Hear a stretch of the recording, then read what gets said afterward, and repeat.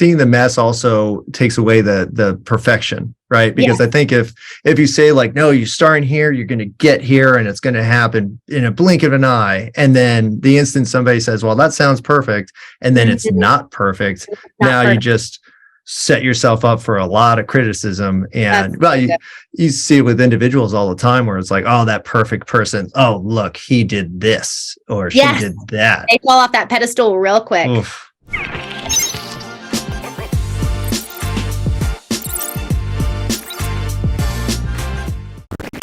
Hey everyone, this is Mark DeGrasse, the president of Digital Marketer, and this is the podcast that keeps you up to date on everything you need to know when it comes to digital marketing, from the platforms you need to be focused on to the kind of tactics and tools that are working today. Today, our guest is Christene Marie. She just got back from the Sundance Film Festival, where she talked about female empowerment in the film industry, which I think is super cool. So welcome, Christene. Thank you. Thanks for having me. All right, so let's just launch into that. The film industry, that's sort of marketing. I actually consider all entertainment a form of marketing. So let's just talk about that topic and kind of your input on it. So actually, it was my debut feature film. We wrapped 2 weeks ago. So we started shooting January 1, and it was a 12-day blitz. It was fun. We all stayed in a hotel right near the site in which we were filming, and it was quite an ordeal, and it was so fun. And it was my first time again doing a feature film. I've done a lot of commercial work and theater in the past, and I kind of kept that part of my life a little bit private because I didn't know many other people in that world. And so it was just this secret hobby that I just loved. And so I've spent so much time in the business world over the last few years. I started my business in 2019 and have been really cultivating that. We do branding and marketing and take a very empathy-driven approach in the way that we look at customers, the way that we look at the brands themselves to make sure that they really resonate with the target audience in terms of the messaging and then the marketing strategies that they put forward. And it was so interesting because, I got the call that I was cast for this movie, and it was so exciting. But it was my first time, and I was like, where do I start? I felt a little bit unsure, but as I was diving into the script and as I was going through the character development aspect of looking at the role, I realized how much of everything that we've done on the business side in terms of looking at our target market, exploring their core motivations, looking at their aspirations and dreams and goals and fears, all of that was so equipped me to be able to look at this character. And we use the Enneagram. Have you ever heard of that? The personality test? Yeah. So we always use the Enneagram when we create our target audiences for our customers. And so I use the Enneagram when looking at this character and use the Enneagram to assign it with all the other characters who are in part of the script as well. And it was so fun to see how much empathy, people are starting to talk about it much more so around storytelling, but empathy is really the heart of being able to tell a compelling story, because the person who's listening needs to be able to feel connected with the individual, relaying the story. And so it was so fun to be able to see how empathy really actually empowered me to be able to step into that role and take on this woman who, she wanted her husband to be more present. She wanted her husband to see her because he was so busy with work and so distracted. And so it was a really cool opportunity to just get into her mind and actually employ the business tactics in the entertainment industry. Oh, that's huge. I didn't even think about that, but that makes total sense because we always talk about our customer avatar, right? Where we're saying, and for us, the customer avatar is not just like, hey, the demographics of whatever. It's like, no, what are their fears and frustrations? Yeah. What are their wants and aspirations? Right. What did they look like before they used your product? And what do they look like after they use your product? And so from a character perspective, we call it the character diamond sometimes. So that's genius to use for your part. Yeah, I love what you just said, the character diamond. Tell me about that. Like, what is that picture? I want to hear from you. We usually do it from a brand perspective, but basically Ryan Deiss wrote an article about it. I think it's on Medium, but he talks about the character diamond, kind of figuring out what is the character of your business and how do people perceive it in relation to like a character in a movie. So for us, he said that our character diamond digital marketer is who did he say? Forrest Gump. He said we just know how to do everything and we just get the job done and, that kind of relationship. I think we're more Ferris Bueller, which is like kind of a sneaky guy. Not that we're sneaky, but like something up his sleeve. He's always got something going on. And I'm like, I think that's more us. But the process is amazing because it basically says, hey, list all your character or list your favorite books, magazines, conferences, like all these different things. And then try to look at the main character of those elements and list their traits. And so I did this because I read a lot of books. And so I listed my top 20 books and I pulled the characters out and I found that every character that was my favorite character had the same traits in all of them. Interesting. And I was like, I've heard those, if I may. Oh, it was funny because they're smart. They're not conniving, but they usually have plans. They're funny. They're self-deprecating and they have all these things. And I'm like, oh my gosh, that's what I kind of want to be. And so it's Isn't super that aligned. so interesting? I think I love that concept of that's kind of who I want to be, understanding who is their hero.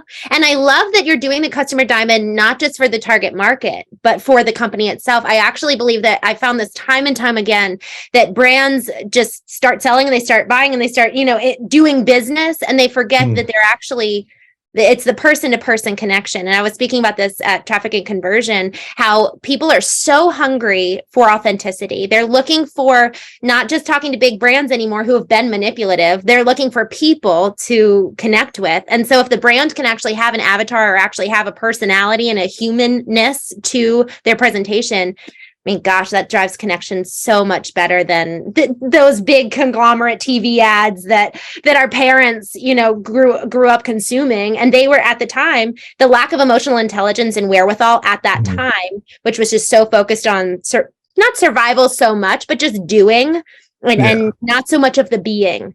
Now we have a target market who is fixated on being and fixated on, especially post-COVID, what does it look like for me to be emotionally and mentally healthy? The consumer has really, really changed. And so it's so imperative that brands really take, to your point, the character diamond and allow for that to infiltrate their presentation of themselves.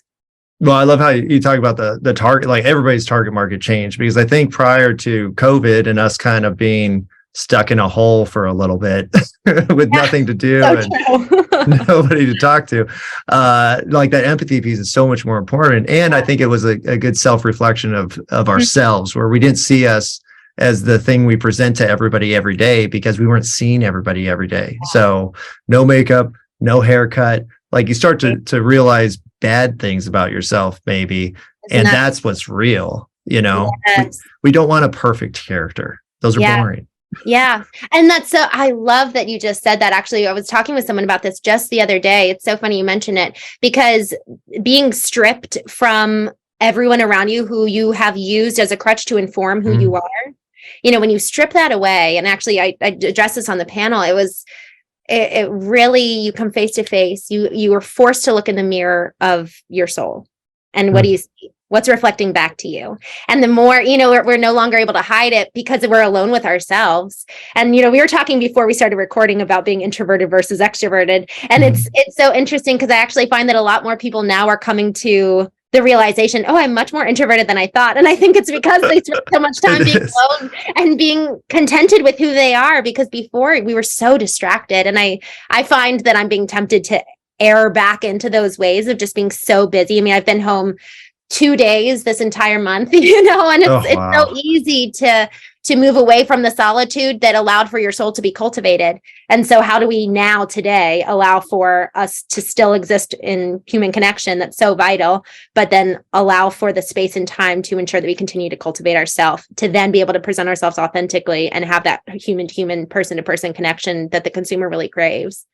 Yeah. I mean, that's what everybody wants. And I think how you do it is you just try to do it. Instead of falling into patterns and just like, well, I guess this is how things are. You say, no, I'm going to intentionally be reflective, and I'm going to intentionally, for me, like I meditate every day now, which is funny because I actually meditated first when I was like 15 years old. And then I took like 20 years off. And then now I do it a lot more again. But that's the solitude, like the solitude that introverts crave. You can have. Technically, we all have it every second of the day because nobody could read our minds. And so you're completely alone most of the time. But I like You that try to fill it in. Yeah. I actually love the perspective of if we're living mindfully and actually aware, we have way more solitude and access to that place of and solace. I mean, truly to be able to be alone with ourselves and ensure that we're doing well. It's like calibrating, how am I doing in this moment? And am I bringing my healthiest self to the forefront? And then that stimulates the connection with others that can actually be life-giving. So I love that approach. And then as it pertains to the brands and the character development, as you said, people kind of want to see the mess now. How have you guys found that to be the case when you're allowing for that to come into life and manifest for your clients? Well, what's funny is for a digital marketer, we're not perfect, right? We're working, we're figuring stuff out, but marketing is a constant cycle of figuring out new stuff again and again and again. Right. So there's always going to be mistakes. And so I think it's just acknowledging those mistakes and like, hey, we'll fix it. Like, there's no better customer service experience than somebody who says, hey, did you know this is not right? And you're like, oh my gosh, I'm so sorry. Here, we'll fix it. Here, we'll take care of the whole situation. That person now knows that you understand that you're not perfect, but you're willing to develop. And now they're a much more committed, brand advocate. And actually, I wrote about this with SpaceX, because back before they had landed the rocket, like it was a process of a bunch of stuff exploding consistently on camera. And nobody said, hey, I think even Elon Musk said, like, if we can't land this last one, like we're probably done. But up until that point, it was like, no, exposing your development process and your failures and everything shows people you're working, and it's real. They'll be like, perfect. Real. It's so true. I was talking with my team earlier today, and we were in the middle of a project for one of our clients where we're doing just a complete audit of every single part of their business. And one of the things we've been looking at, we spoke with their vendor who's doing the social media, and the vendor was explaining how they're a little bit caught between a rock and a hard place because the client does not like to present the messiness of the process between that transformation, because you have to sell the transformation. But if you only sell the before and afters and you don't talk about the process, well, customers probably going to be unpleasantly surprised at the mess, especially because this was a home service company, right? But even still, if you are coming in and revamping a business, you're probably going to have a lot of uncomfortable conversations. And if you don't allow for the full picture to be conveyed of this is how we get to the transformation, I mean, gosh, again, to your point, people want to see the mess and they want to know what is going to actually take place. Well, and seeing the mess also takes away the perfection, right? Because I think if you say like, no, you start in here, you're going to get here and it's going to happen in a blink of an eye. And then the instant somebody says, well, that sounds perfect. And then it's not perfect. You just set yourself up for a lot of criticism. And you see it with individuals all the time where it's like, oh, that perfect person. Oh, look, he did this or she did that. They fall off that pedestal real quick. Oof. And it's not good for the brand or anything else. No, it's so true. And it's really, I think that's where it comes to the customer journey. If you really truly understand the entire process of that customer funnel all the way through, not only conversion, but to how do we delight them to the point where they're now our greatest advocate, it really outlining that entire process and then selling it to them in just a really transparent way. People want to know what to expect. And that's what a strong brand does. They really set the expectation for the experience. And then that's what people can not only then be the customer, but then they tell everybody about you. They delivered exactly what they promised to me. And then they went above and beyond rather than, well, gosh, I barely even got my expectations met because there was this whole big like black funnel or what is a black hole in the middle that wasn't sold to me. So that's a good point. Yeah. No, I think the expectation is really pivotal to setting up a good process and keeping more people happy, because if you sell perfection and that's what people expect, then you could fail in anything less than perfection. So in regards to kind of setting up that empathy with your customer and setting up some realistic expectations that show that you're not perfect, do you have any practices where you could kind of show that imperfection without being too imperfect? Like I love the balance. We don't want to push them away. We have nothing together. Like, oh no, don't say that.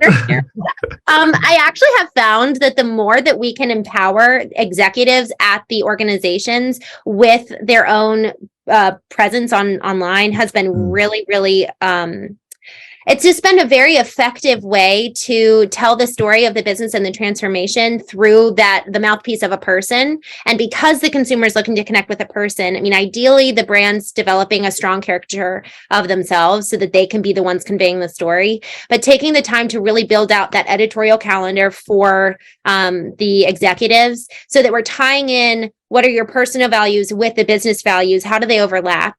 What are your personal stories with the brand? And then frankly, Mark, you do a great job at this of showcasing your family online. It's beautiful. And I feel like I've gotten to know you in so much more of an intimate, this was our first time officially meeting. Talking. I know.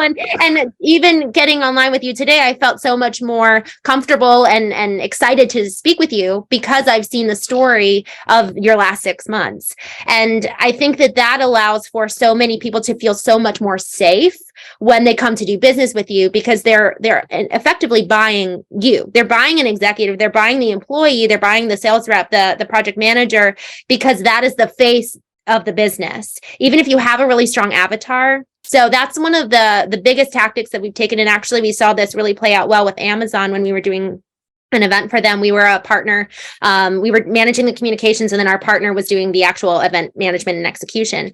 But it was interesting because Amazon empowered their executives with our team to come in and provide them content to put out across their social media to promote the event. And it was just interesting. Amazon actually did not choose to promote the event themselves, but they used the mouthpiece of these executives to really put forward the values, drive home the values of why they were doing this event, share the impact of it. And so it's very notable that it is changing. The landscape is changing in terms of how brands are putting forward their stories. It's really through the social media presence, and then also thought leadership of their executives, empowering them with actual retainers, marketing agencies on record.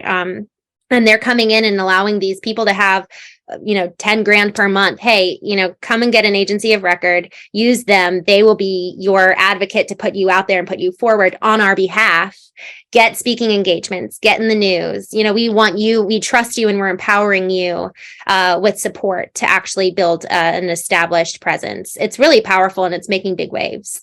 Oh, that's amazing. I didn't even think about that. But yeah, if there was a job you were trying to get and they said also we're going to spend $10,000 a month on your brand, whoa. I know, how amazing is that? And talk about retaining your employees.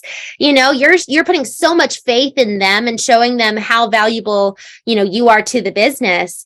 That's going to keep people strong and secure and loyal to you as a brand. So that's a whole other angle.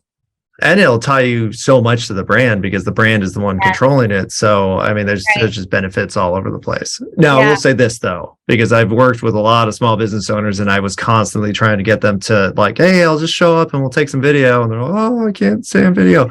How do you convince the executives and people like that to actually do the stuff that you need or just help create content? That's such a good question. I mean, we've found that one, it's actually taking the time to do the training with them where we really hold their hand and make them feel safe. Another point is we actually do a lot of the actual content creation for them. So it's, either we're just going to create the verbiage and you put it out there with pictures, or we'll come in and kind of coach you through the videos. And this is where empathy comes into play, being able to show them, I've taken the time to get to know you on such an intimate scale. So I can actually write in your voice and I can give you the sound bites based on how intimately I know you and how intimately I know the brand. So really it's a lot of the responsibility rests on the marketing agency to be able to just make the client feel so safe and so seen and so understood. And so that's where that's where the empathy comes into play. But ultimately it's doing the training and then actually equipping them with the content itself to put out there. And sometimes we'll just post for them and they just kind of back off and they're like, that's the best case scenario. Go to town. Do whatever you want. That's what I would do. I'd be like, I have a lot of stuff online. Could you just grab it? I know. Well, and that's something too, when creating the editorial calendars for these brands and for the executives, it's really the grunt work at the very beginning to establish a clear cadence to set the expectation for the type of content that you put out there, but also based on who they are and their values. So we do a deep dive into who they are, and almost like a real it's an interview process, well, tell me about your family. Tell me about we'll go back to even their childhood sometimes. What are the stories we can pull from their childhood that made them who they are today? And then we create actual content buckets and categories based off of those things, and then weave in where the stories fit in. And just encourage them, if we're meeting on a weekly basis, to be able to encourage them, what do you have coming up this month? What are those notable events? And then even encouraging them, to your point of having solace in the middle of our day because we're alone in our own heads, just encouraging them to be more mindful and more aware of, well, how did you feel in that moment? Because the vulnerability of the posts and allowing for the feelings to come forward, that's what people really resonate with, not so much, this is just what I'm doing. They want to know the being of the person as well as the actions. And then that's where the doing is really the professional side, but then the being is where their proprietary brand comes into play, because the being of the person is what differentiates them from everybody else. But they have to effectively be in touch with their own feelings and emotions to be able to put that out there. So there is a degree of emotional wherewithal and awareness that's needed to be able to promote a strong personal brand. I love that. Well, and it sounds like you're just doing like self-development for, like you'll get marketing and self-development. It's like, so funny, Mark. This is so great. It is kind of true. And even chatting with you, it's your brand is so much more powerful because you take the time to do the meditations, and then that's what comes forward is the reflection that you've done. And again, that's what made me feel comfortable with you and feel like I already had a rapport before we even met officially. So it goes both ways, and it's really powerful. It's working. All right. Last question. This is a tricky one. What if you have an executive and they're just like the worst? Do you tweak the brand a little bit? Like, oh, we're not going to talk about your obsession with that terrible thing, and we're going to focus on this. Like, oh, that's such a good question. I will pretend that I'll pretend I've that never worked with anybody. Well, you know what? This is where I think that this is where it has come face to face with, will I be brave in saying no and not be driven by fear of, where's my next client coming from? Being able to really trust my own values and trust my own personal brand, that I'm effectively attracting the right people because of my authenticity and what I'm putting out there. Because otherwise, I probably will be attracting those people that are horrible to work with. but it's interesting. I really have been challenged recently to make business decisions based on my values and saying no. One clear example of this, of an organization that has made value-based decisions with their business, is Southwest. They've done such an incredible job. Specifically, the example back in, I believe it was 2008 or 2009, when they had to make the decision, are we going to charge customers for bags? And all of their competitors were doing that. And they made the decision not to, and they stood to lose about $500 million in just 1 year alone. But because of that decision, they attracted all these other people that didn't want to pay for bags, but it was because of their brand values, which was we want people to have a fun and exciting experience. We want them to feel like they're getting a good value. Those two values were the bedrock of this big critical business decision. And as a result, it attracted their ideal target market. So at the end of the day, I would challenge, I guess it's like, if your customers are not in alignment with you, well, are you actually as strong of a brand as you think you might be? Because if you're attracting the wrong people, then you're probably not doing a great enough job of ensuring that your values are out there and that your character diamond is that robust. No, that's a great answer. And I think for Southwest, and just going back to the like consistency and development and constantly changing, is when they screwed up everybody's flights at the end of December. My wife got stuck in California. And and they couldn't fix it for like days. But I think they had built such brand loyalty and kind of that expectation that they'll figure it out. They're caring people. They care about us. Like the next time I flew, like I think the week after that on Southwest, and it was an amazing experience. And I was like, man, these guys, they could have just folded. Like that could have happened. And they did it. I love, and frankly, that brings it full circle to the mess. You know, the strength of the brand and the tenure of the strength of the brand allows for when there actually is a big mistake. Everyone is already so emotionally connected. I mean, my flight was canceled on my way back from Sundance, and I was like, oh, dang it.